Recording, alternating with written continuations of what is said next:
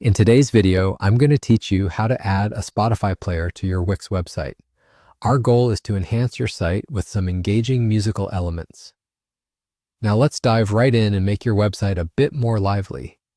First things first, you'll want to log in to your Wix account.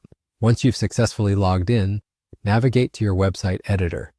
This is your command center, where you can make all the necessary changes to your website.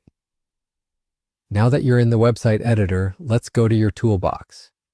To do this, locate the plus icon at the top left corner of your editor.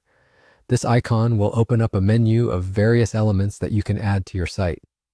Click it and you'll find yourself in a realm of options designed to enhance your website. Among these options, you're looking for the video and music section. Click on it and you'll see a selection of different players or audio options that you can add. You might even find some useful tools you hadn't considered adding before. As you scroll through the various players, keep an eye on the Spotify music player.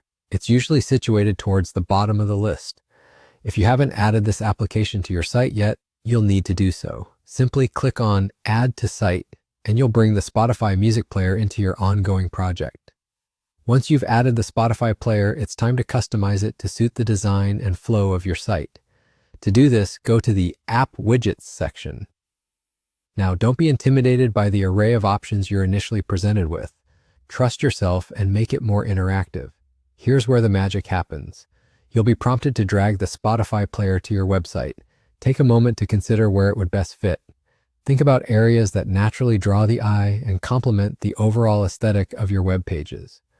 Drag the player to that spot and drop it into place. And there you have it. You've successfully added a Spotify player to your Wix website. This simple addition can significantly enhance your visitors' experience, offering them an interactive element that they can engage with as they explore your site. Take a moment to test it out and ensure everything is functioning as expected. Don't forget to like, comment, and subscribe for more helpful tutorials just like this one.